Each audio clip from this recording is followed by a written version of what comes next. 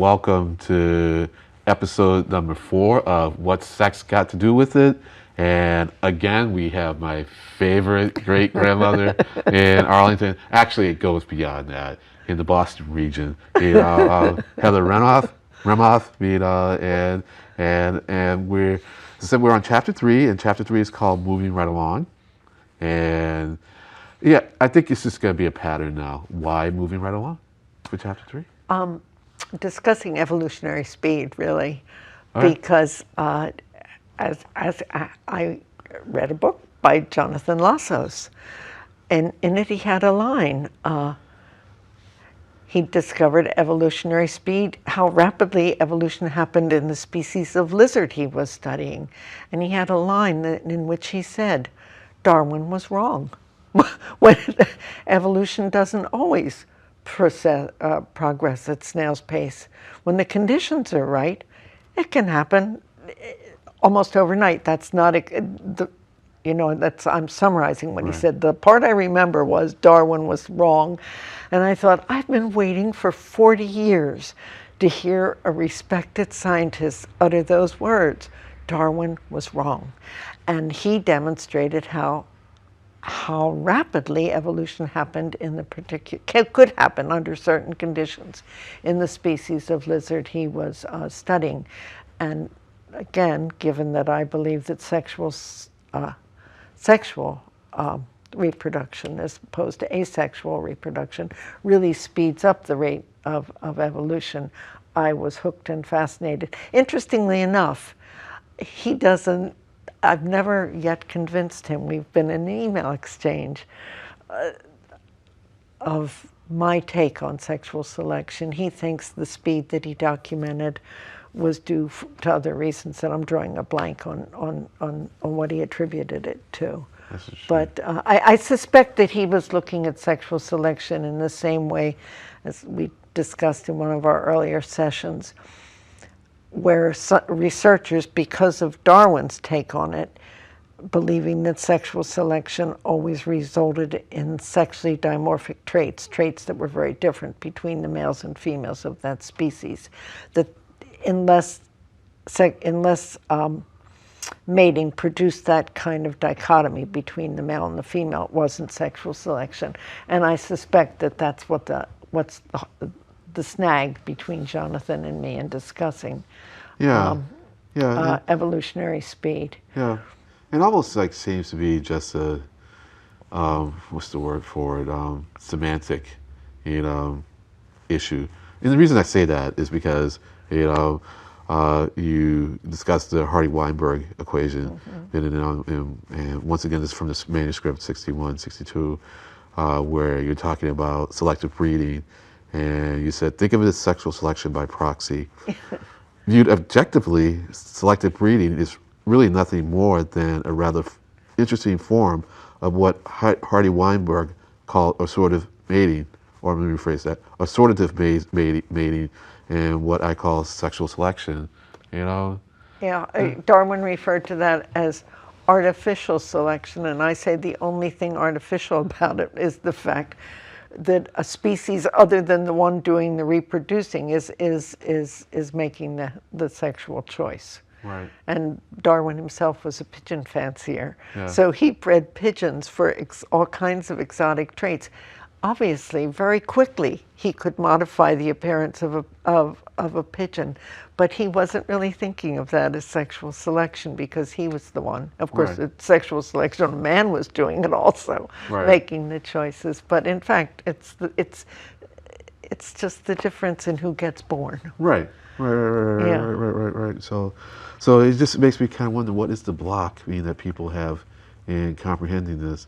But for me, and this is why I'm really enjoying doing this series, is that this is kind of a little what's the word? I want to say mystery story. It's not. What's the word I use? Thriller. Your book is a little bit is a thriller. So you're leading us somewhere, and you can almost see this as a little bit of a slow buildup, which is appropriate for evolution. Even though it goes faster than most people think, it's still a slow buildup. So you're headed to a certain way, and we're gonna get there. But we're learning a lot.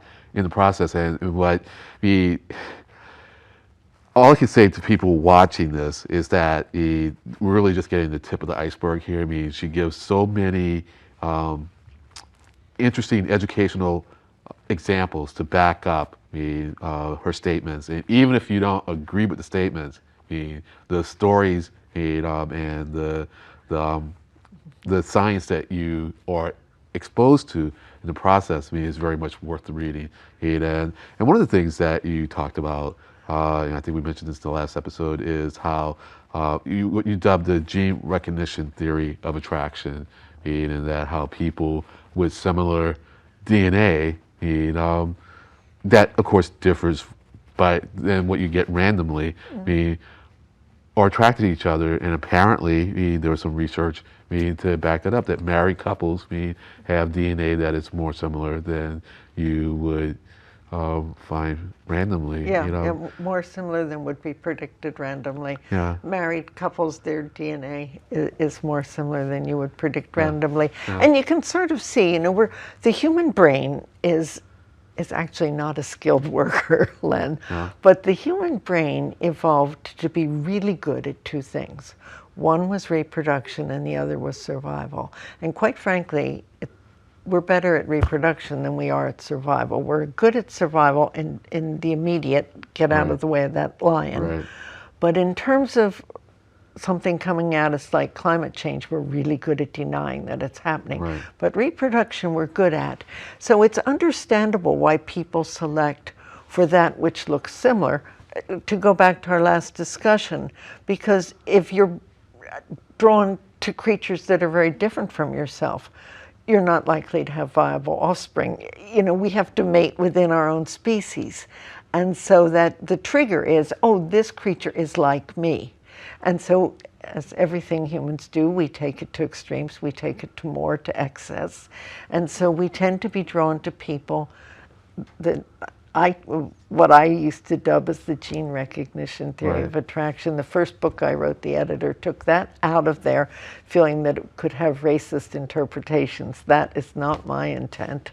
Oh, that's funny. I hadn't really thought about that. Yeah, I can see that. Right. And that is not my intent, because skin color is the tip of the iceberg. Women look at so much more than the immediate appearance. That's funny. I hadn't really thought about that, but you have to, interesting, so, and I was, well, you explained, you actually answered the question I was going to ask. So, since we have a limited amount of time, I'm not going to ask it.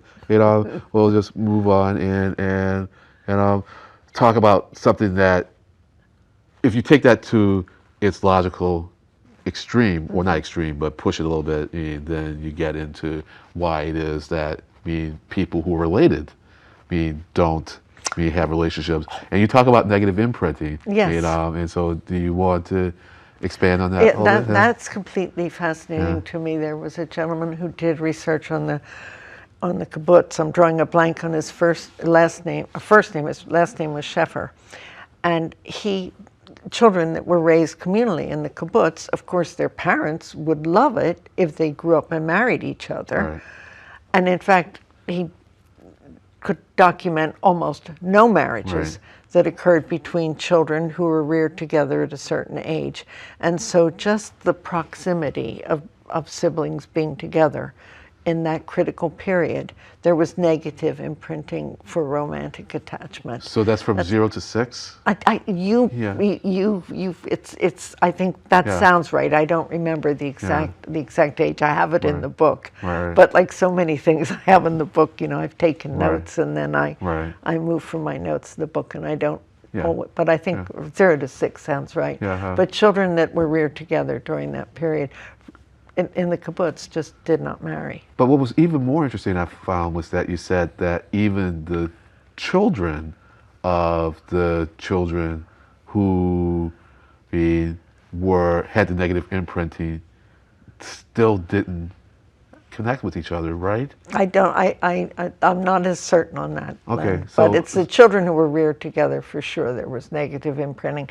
The children of the children, that data I think is more inclined to epigenetic inheritance. So I was just going to read. So I'm going to read Okay. maybe. Yeah. So it's like, what about the kids who grow up in communal peer groups? Joseph Shepard, Yeah. author of the study on incest avoidance and negative imprinting, reports that among 2,769 marriages contracted by second-generation adults in all kibbutzim, there were no cases of intra-peer group marriage. Yeah, the second generation, just that's not the children of the original, but he means people who were second generation born on the kibbutz, not is what he's meaning there. It is the children who were reared together who have negative imprinting, not their children. We're reading that differently. Okay. Yeah. So So I'm being a little slow here. No, And no, you're so, not no, being I am. so. I might not have quoted it as clearly as I should. So once again, by second generation, you mean? Like their parents had been on the kibbutz, Right.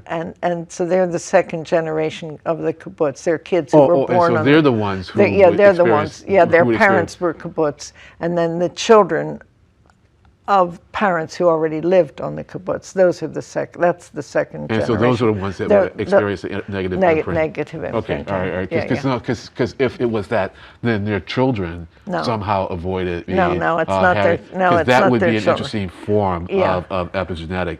This is not epigenetics. This is just straight negative imprinting. Yeah. Okay. Oh. Great. Well, viewer, I hope you enjoyed her unconfusing me on that one. You know, so. But what I find fascinating are, and what I think I mentioned in this chapter, is given sperm donation, siblings who are reared apart and don't even know they're related, if they meet as adults, tend to be very strongly attracted to each other because, again, they recognize that similarity that I call gene, but they haven't been reared together. And I joked when I first became aware, of the number of babies that are conceived via sperm donation, that they ought to tattoo on the heels of the kids the number of their sperm donor, because they're anecdotal stories that crop up in the newspapers every now and then of couples that meet, fall madly in love, and then learn they're siblings. And that's again because there hasn't been that negative imprinting of children reared together. Right. And actually, above the section that we just discussed, you talk about in that New York Times article that caught your attention. The headline was, "First I met my children, then my girlfriend. They're related." And so this is a situation where So I guess, well, why don't you tell me a story? I mean, I have it highlighted here. But if you do. Okay, now I'm going to try to. He was a cab driver, right? Who'd done sperm donations as a way to enhance his income. Right. And what was the headline? First, I met my children, then my girlfriend. They're related. Yeah, they're related.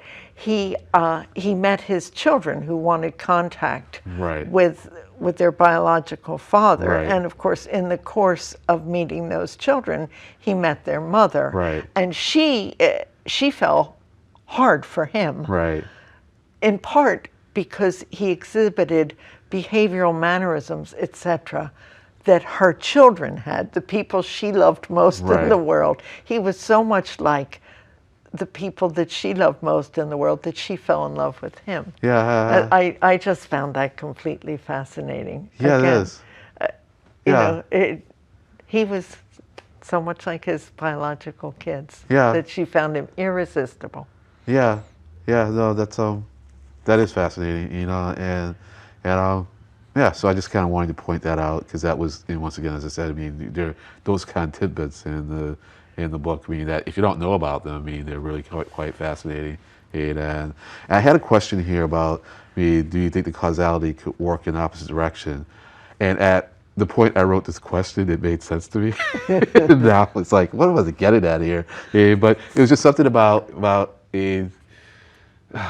I guess it could be a case of them having mannerisms that she didn't like, but that's not opposite direction. That's just a contrast to the mannerisms.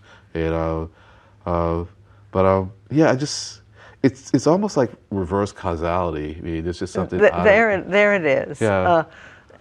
Because she's not recognizing her own genes. She's recognizing the genes that exist in her children, in this man who happens to be their father. Yeah, that's the point. Yeah, Yeah, that is the point. Right, but right. Len, I want to go back to something you said originally when you first read my book, and I will always be grateful to you for your response when you first read it.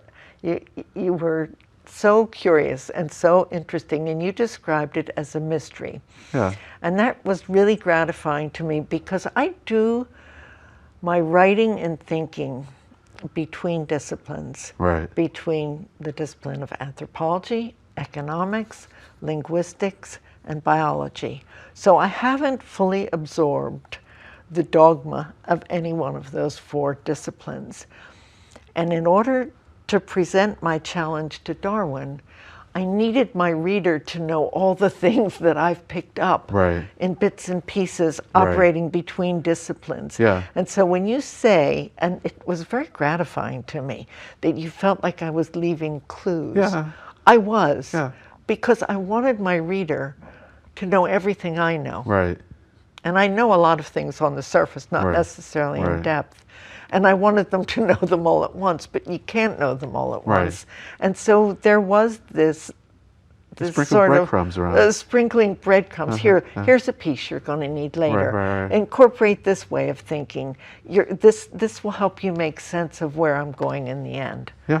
So thanks for making that. I thought, oh, good, I hope other people are able to read it the same way. Again, because of this anchor bias, it's so difficult to let go of the things that we believe to be true. I have the advantage of not having absorbed the doctrine from many of the fields that I find fascinating. For example, early on I talked about how, Robert Trivers had convinced me of how female choice worked long before I read Charles Darwin. Right. So when I first read Darwin, my anchor bias then was a way of looking at the world that Robert Trivers had given me, Right. which was not Darwin's way of looking at the world at Right. all. Right. So when Darwin is talking about female choice, I'm more looking at it the way Trivers did. So but anyhow, to get back to just scattering little tidbits and thinking, hold on to this is interesting. You may need this information later. Now, this is perhaps basic, and maybe just a quick internet search would tell me this, but I'm going back to the negative imprinting. What is that exactly? What is negative imprinting? I mean, what causes it? Well, I mostly don't think in terms of cause as much as I think of successful outcome.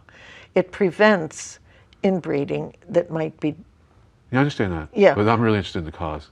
So well- we don't know the cause of it. Really. Well, to me, things evolve if they result Yeah, I understand. in a favorable outcome. Yeah, I understand. But it doesn't. You don't No, I- necessarily yeah, no. start with the intent to get there. Yeah, no, I understand. But this is really a technical question because I'm really interested in like what is negative imprinting. Well, I understand what the results from it, but I'm trying to understand like what is it that causes the negative imprinting, because the dynamic of that is like, does that have some application beyond the imprinting? Does it reveal something else about the way the brain works? Well, we're familiar, I think many biologists, and I'm not, my degrees are not in biology, are familiar with the work of Konrad Lorenz and his gray-lag geese and the imprinting, many species of fowl imprint, positive imprinting on the first creature they see when they hatch. Right. Because that would be beneficial. It happens to be their mother, and she's going to do all the things that are appropriate to that species. In the case of Konrad Lorenz and his gray-lag geese, he was the first thing they saw when they hatched. And so he treated them like they treated him as if he were their parent, their mother. Right. They followed him everywhere, etc. When we were kids, again, because I was around so many animals when I was young, we put duck eggs under a setting hen. Yeah. Because we wanted ducks. It was the cruelest thing we could have done. First of all, chicken eggs hatch in 21 days, duck eggs take 28. So that poor hen is sitting there for an extra week, and she, she hears the peeping in the eggs. There's obviously alive. She's not going to abandon the nest, Right. but she's hanging in for a week more than would be normal. We lived on a property with a stream. Yeah. The minute those baby ducklings hatched, they headed for the stream, went in and started swimming. There was a strong instinct. Poor hen almost had a heart attack. She, they don't swim. She's pacing up and down, wading up to her ankles, and actually vomiting. She was so stressed that her ducklings went into the water. So, that there, the ducks could have positively imprinted on the hen and followed her behavior, but there was an instinct in them that overrode that positive imprinting, and they headed right for the water. I find with my godson, we hatched a little egg in an incubator when he was a little guy, because he was a city kid and had no exposure. And of course, when that chick hatched, it imprinted on Tyrone. Yeah. And he took it to his class to show the other kids, and I explained to the kids about imprinting, and I said, a cool chick thinks Tyrone is his mother. He quickly said, no, he thinks I'm his father. But in fact, that chick was strongly imprinted on Tyrone, because he was the first thing that the chick saw when it hatched. So that's positive imprinting. That's positive. I mean, and I'm really just into the negative. So I'm going to end up doing some research on this, because to me, it's like, what is it that causes negative imprinting? And the notion that's coming to mind is that familiarity breeds contempt. And so I really kind of want to understand that mechanism, because I think if we can get into figure out like what is it that's causing people to do the negative imprint, it may give us some sense as to emotional development, because negative, we see so many examples of positive imprinting. It seems like there may be fewer of negative imprinting, but maybe there are, and we're just not aware of it because we don't focus on it. Well, Joseph Scheffer's work in the kibbutz was my first exposure to it, and I found it fascinating because I'd always wondered about the incest taboo, and it does seem to be cross-cultural. And I thought, wow, anything that taboo is so strong, even cross-culturally, it's probably biological in origin. And he explained the mechanism for it, a critical period in which exposure to... Well, he describes it, but so far I've not seen an explanation. Okay, you're going to research it, then you let me know then. Okay. Get back to it. So I think we're really going to draw this chapter to a close. So if there's something else you want to say about chapter 3, I'm going to let you have the last word while I maybe try and scan for a quick sentence to end it on. Well, you can scan. Because it's also familiar to me, having written the book, unless I look at the notes I took before I came up today, I forget exactly which things are in which chapter. I got you. I totally get that. So I think we're just going to end it there and say that we have another exciting chapter coming up, and I'll give people a little bit of a tease for it, and it's called Female Choice and the Origin of Man. And so join us for chapter 4. Thank you very much, Heather. Thanks, Lynn.